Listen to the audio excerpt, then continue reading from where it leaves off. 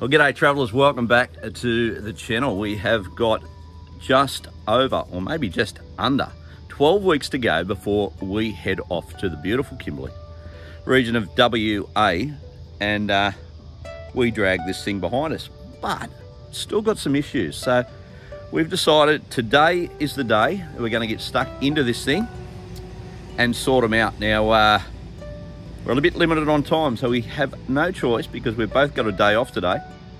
It's gonna be 40 degrees, so that's gonna be fun. First thing we need to do is put the new batteries into it because as you would have seen in our last video, we stuffed up and we screwed them up.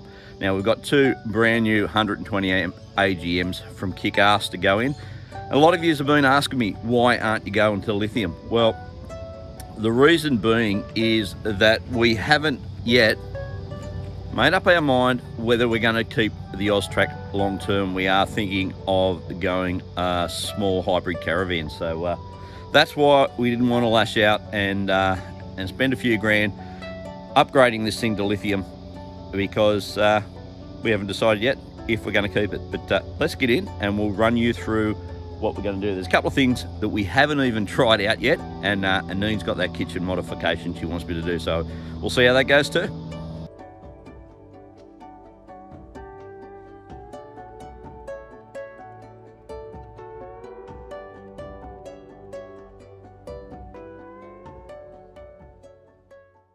So for those of you that aren't up to date, the dramas that we've had with the Austrack, it's mainly been electrical stuff, eh, bub? Yeah. Yeah.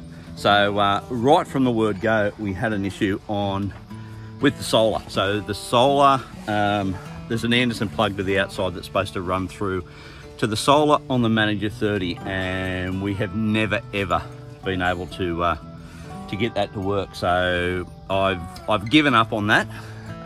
And just bypassed it, and we've done our own solar via a regulator into it. So that sort of fixed that.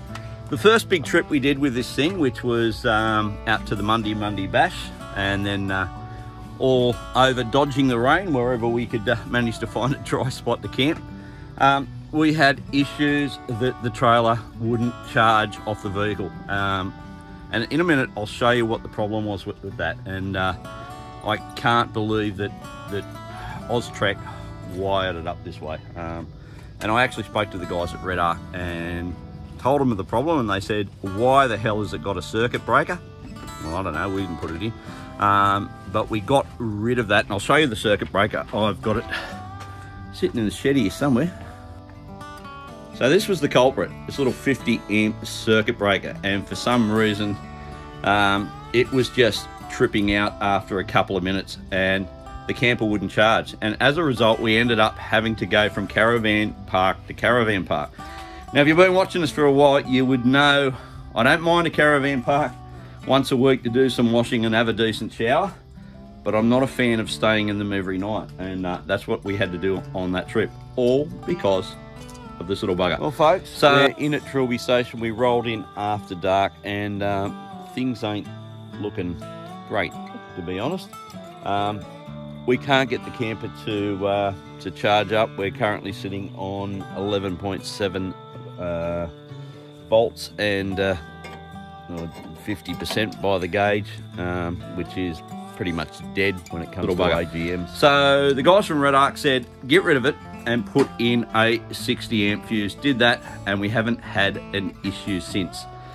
Now, the problems that we got with the AGM batteries, look, that's not Austrack's fault. That is entirely our fault for not being diligent when we got back home. But so we're going to change the two AGMs out for two brand new Kick-Ass units. And like I said earlier, the reason we're not going to lithium is because we haven't made our mind up whether or not we're going to keep the Austrack for a few more years, or we're going to upgrade to a small hybrid caravan. So we didn't want to lash out on the extra bucks if we're going to get rid of it in 6 months or 12 months time. So anyway, we'll get into changing these batteries out, and then we'll run you through a couple of other, I suppose, improvements that we've done to make the Austrack more livable.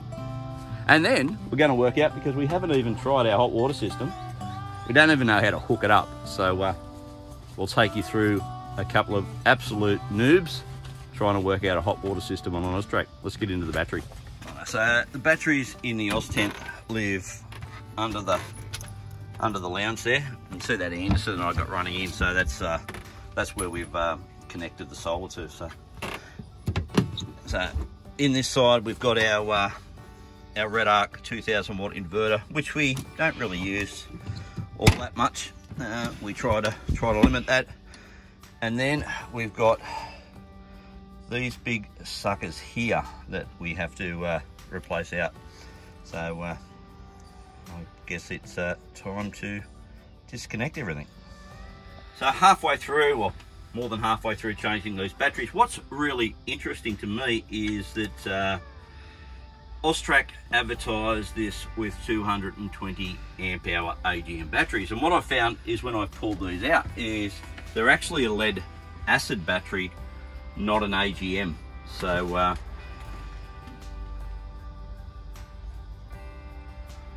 yeah, which I think's a little bit strange. So we're replacing them with 2 AGMs, and now what I've got to work out is whether I need to change the settings on the Manager 30, because I'm by no means a 12 volt expert, but we'll sort that out.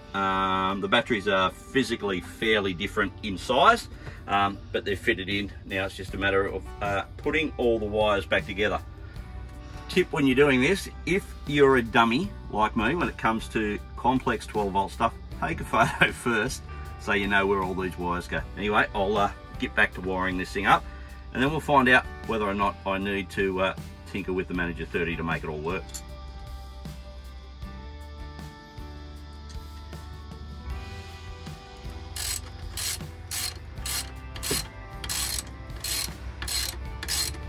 Righto, batteries all sorted, and it was pretty simple to reprogram the Manager 30 to take the AGM, so very happy about that.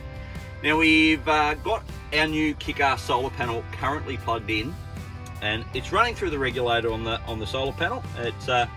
And it is pumping in just over 3 amps at the moment. We've cycled the fridge up, it's using about 6, so everything seems to be working good there. But the issue that we've had with the last 2 solar panels that we've had is that the regulators that come on the panels themselves have clapped out. So on our rich solar panel that we had previously, and also on the XTM. Now we bought the new kick-ass, which also has a regulator on it, but what we thought we'd do is put a Red Arc solar regulator inside the camper rather than relying on the ones that come with the panel. So we're about to do that, and that should be, fingers bloody crossed, the end of our 12 volt woes.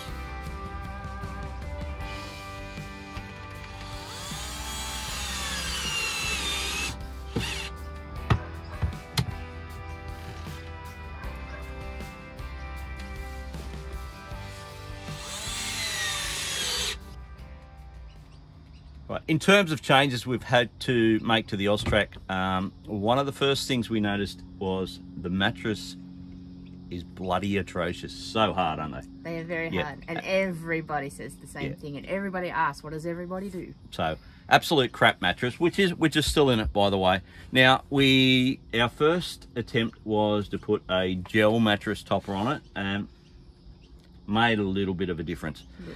We did use our Austrack Stratus self-inflating mat, and those things are absolutely the bomb.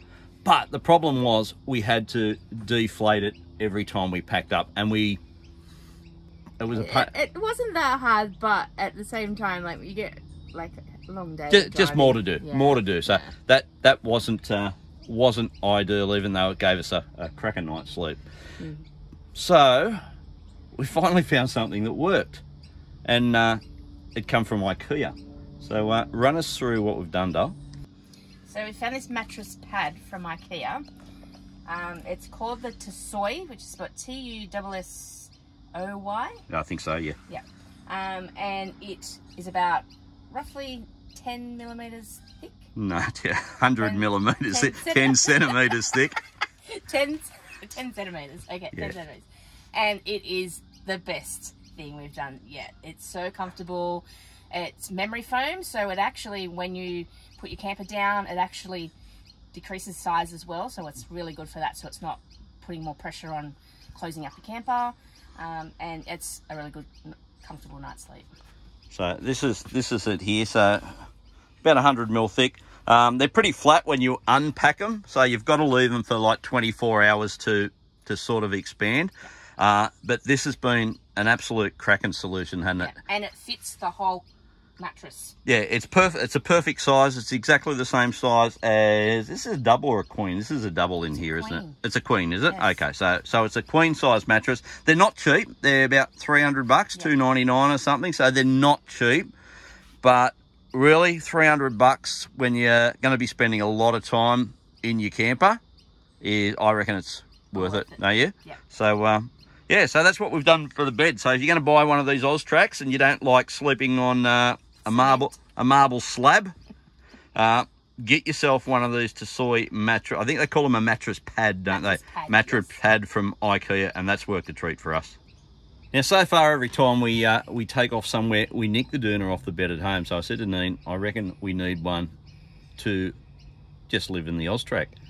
So run us through what I said I wanted and what you got.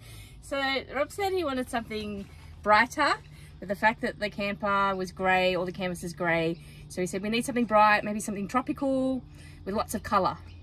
So this is what I brought home. Explosion in a paint factory.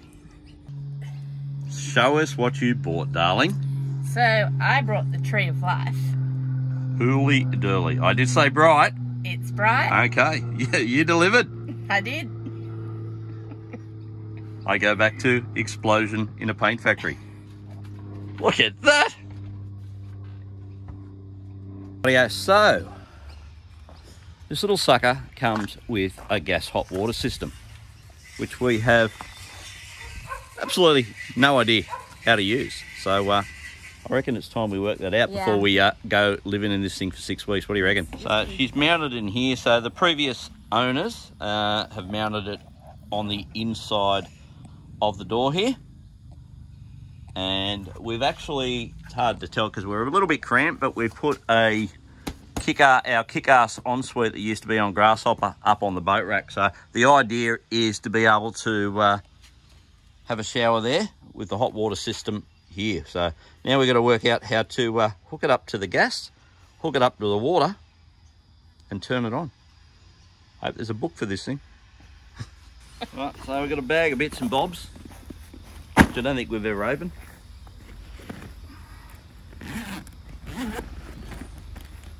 I can't even remember what's in this. So, okay, so this is our hose and our filter. This is for filling up the water tanks out on the road. Then we've got another hose. Aha, here we go. So we've got a shower head. All right, that looks pretty long. I reckon that's going to reach to the ensuite too. Hope so. Another one. Far out. And another one. And this will be our gas connection. And what's that? Oh, what a bit fancy, look at that! And cool, no book. Well, we managed to get everything hooked up. We've got water, we've got gas coming through, but can't get the bloody thing to light. Right, so it's saying 37 degrees, but that's because it's freaking 40 today. And we flick the switch.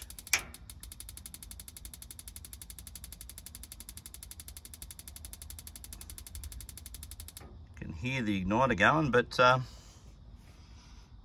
doesn't want to pay ball.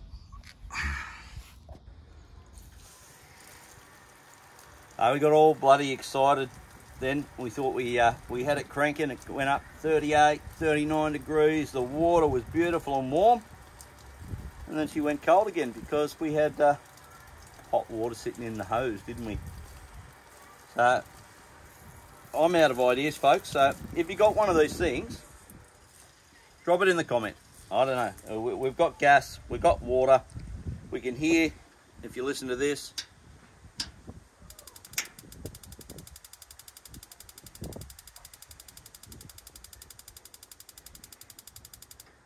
hear the igniter, but unfortunately, no hot water. Cold showers. Cold showers across the Kimberley.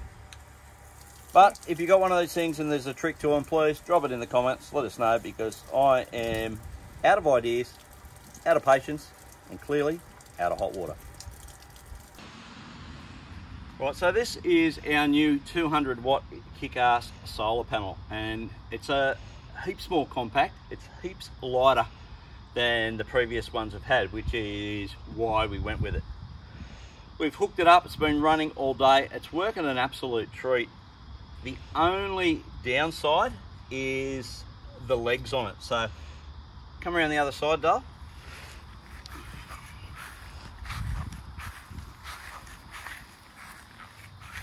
So it's got these little fold down legs.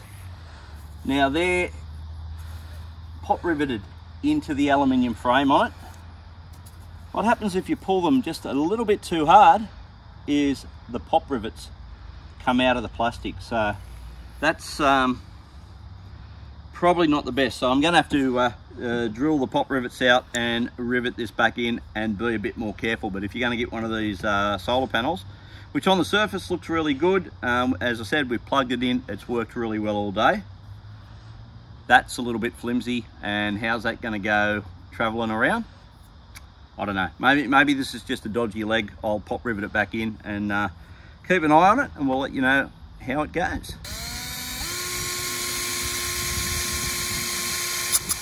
Well, this is our old XTM panel that we're retiring from service. It's a 260 watt panel.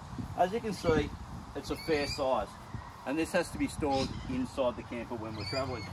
And it's bloody heavy, so loading in and out is a bit of a pain.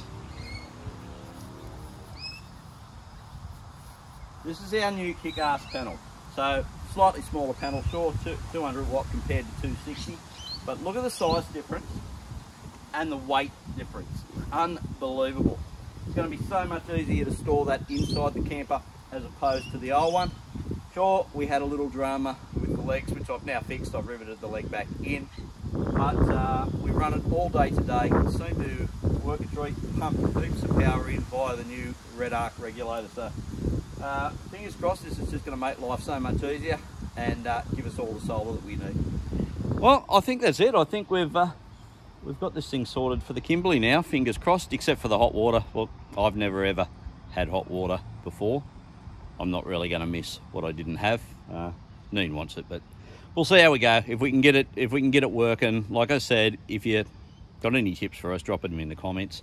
But other than that, I'll just remove the unit because it does take up valuable real estate in that storage pod anyway. So there you go. So we're going to fold it down now and roll up the paint explosion, put that in a bag or something, and then I think we better give the old girl a wash. Of course, it is covered in bat shit at the moment, friggin' bats. So anyway, that will do us. We're not going to make you watch us washing a camper trailer. It's not that glamorous, unless Neen wants to don the bikini.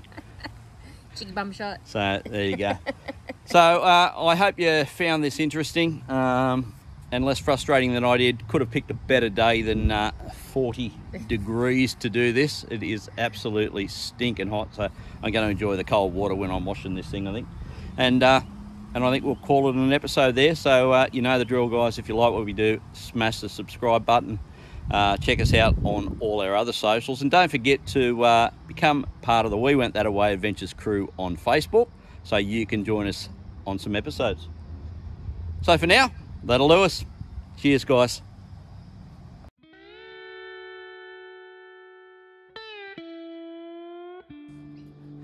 what am I saying? You can talk about your doona cover. What am I going to say about it? Now, we've had to make a couple of changes to the sleeping arrangements. So Neen now sleeps outside. I mean, no. This panel, I'll show you the new kick-ass.